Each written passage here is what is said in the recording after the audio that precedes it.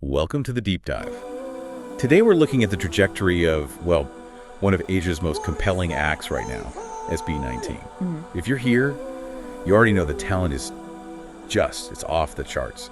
But the real conversation, the one we want to tackle, is about the structural ceiling they seem to be facing. Yeah, that's the real nut to crack here. The core question is pretty straightforward. Can this group become a truly global mainstream act? I mean, beyond their incredibly devoted Filipino base. Right.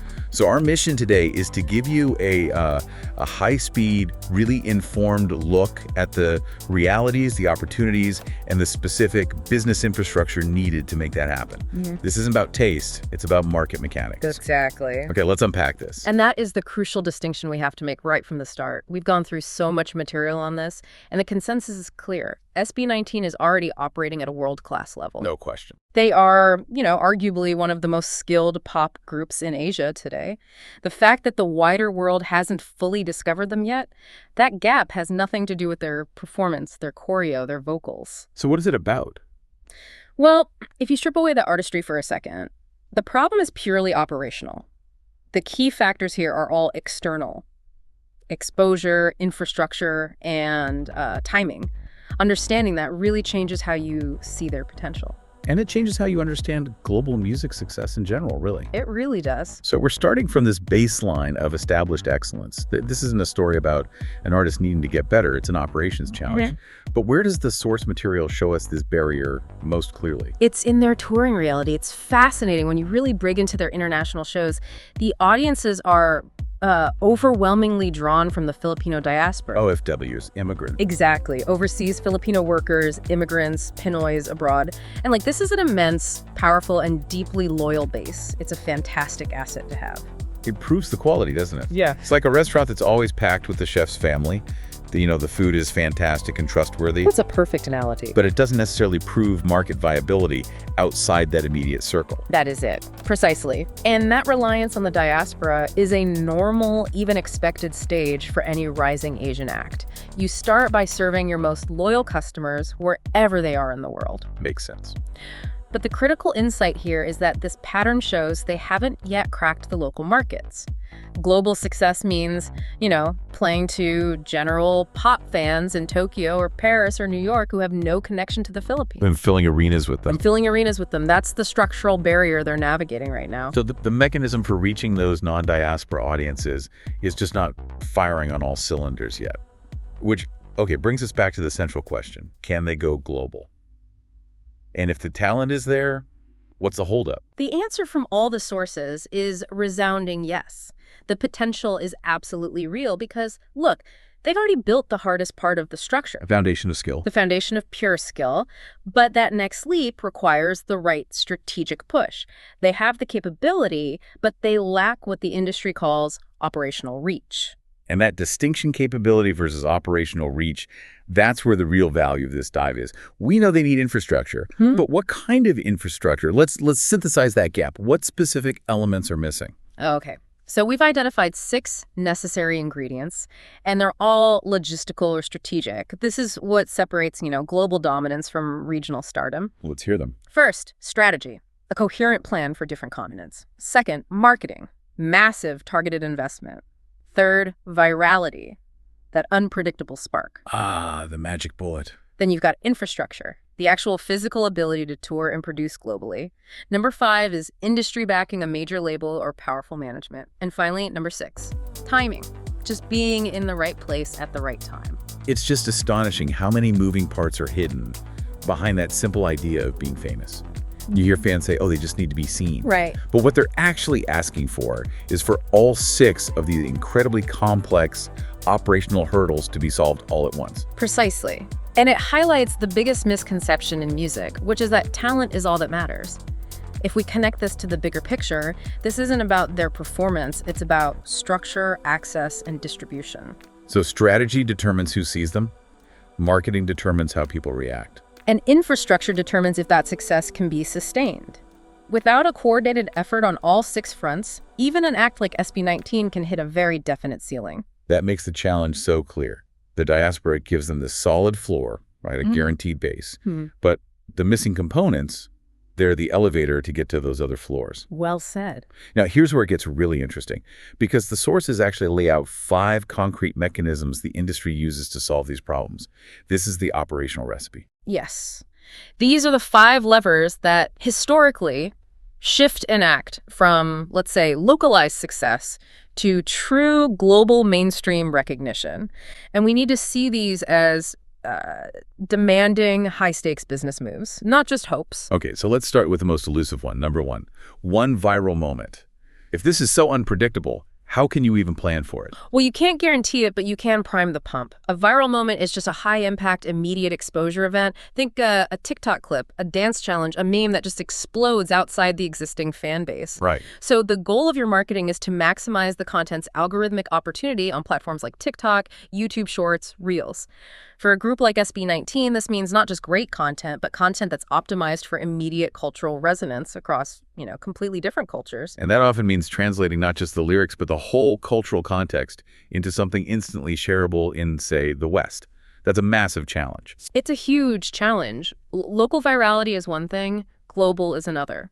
It usually requires professional media handlers who just get international trends instantly. Okay, so if virality is the unpredictable spark, what's the second pillar? What's more deliberate? That would be a strategic collaboration, a very targeted maneuver. We hear about collabs all the time, but this has to be more than just 2 people on a track. What does strategic really mean here in terms of infrastructure? It means leveraging infrastructure. Partnering with an established international act or a huge producer, ideally from the US or Europe, is a market bypass. A bypass, I like that. It is. It's not just about the song, it's about the business deal behind the song.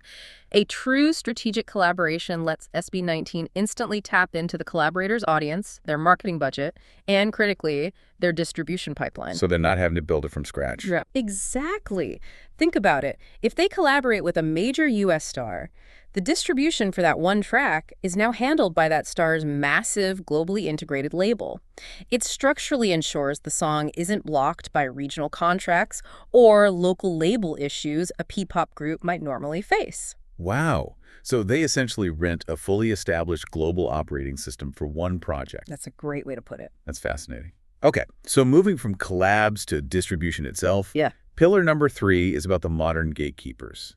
Playlist exposure. Absolutely. Playlists are the engine now. Getting on major global streaming playlists, Spotify's today's top hits, Apple Music's global pop rising. That's the #1 discovery tool for casual listeners. People who won't search for P-pop, but they will click shuffle on top hits. Precisely. The barrier to entry for a casual listener is so high. Getting on those lists means you're moving from being accessible just to your dedicated fan base, ATIN, to every single person in the world who clicks shuffle. So how do you do that? How does an independent group do that when the major labels basically control those pipelines? And that is the crux of the issue.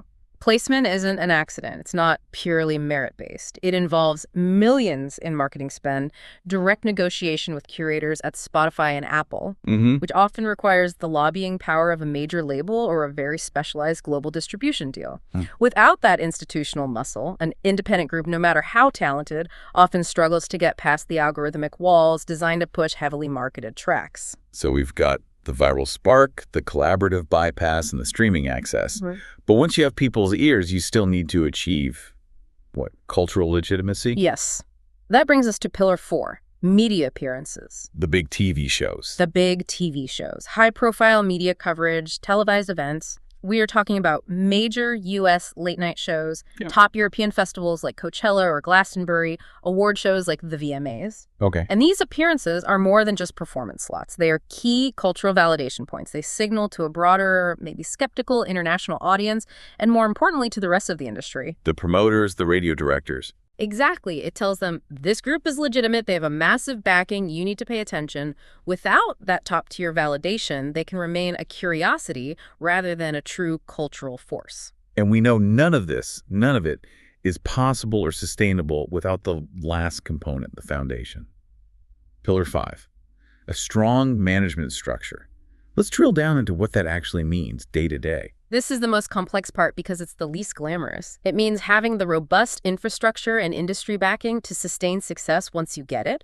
A viral moment is useless if you can't capitalize on the demand. Right. So what are the specific capabilities this management needs that say, a local firm might not have? Well, we're talking about highly specialized international expertise. First, tour logistics across continents. That includes complex stuff like securing US P1 entertainer visas for all the members and staff, a major time-consuming hurdle. I've heard that's a nightmare. It can be. Second, navigating foreign tax and IP laws across dozens of countries so you actually collect your royalties efficiently. Third, you need global PR firms who can manage messaging in different languages and time zones, who already have those relationships with global media. It's a whole different ballgame. It is. The ability to scale up production instantly to meet global demand for merch, schedule appearances, manage all these complex international market rules, that's the management. It's the engine room. If that fails, the whole global voyage stalls no matter how great the ship is. That structural reality just fundamentally changes the conversation. It confirms the path to global success is primarily a business, legal, and logistical one. The art comes second, in a way. It has to at that scale. So what does this all mean for SB19's trajectory when we bring it all back? It means we can summarize the situation with, I think, a lot of confidence. SB19 is not lacking world-class talent. They are lacking the full, sustained application of global visibility and opportunity. The potential is real. The potential is absolutely real. They've done the hardest part, which is developing the product. They are simply waiting for the strategic application of these 5 pillars to move them beyond their current foundation and into the general market. And I think this gives you, the listener, an incredibly informed perspective. It shifts the focus away from subjective things like, is their music universal enough, to the objective, strategic, and infrastructure-based hurdles. Absolutely. You now have a framework to analyze any rising international act. The knowledge here is that success isn't just about talent. It's about controlling the flow of information and visibility within a very rigid global market. And that requires investment in the machine. So we've established the foundation. Their world-class skill is juxtaposed against this critical need for strategy, marketing, and industry support to move beyond their loyal diaspora base.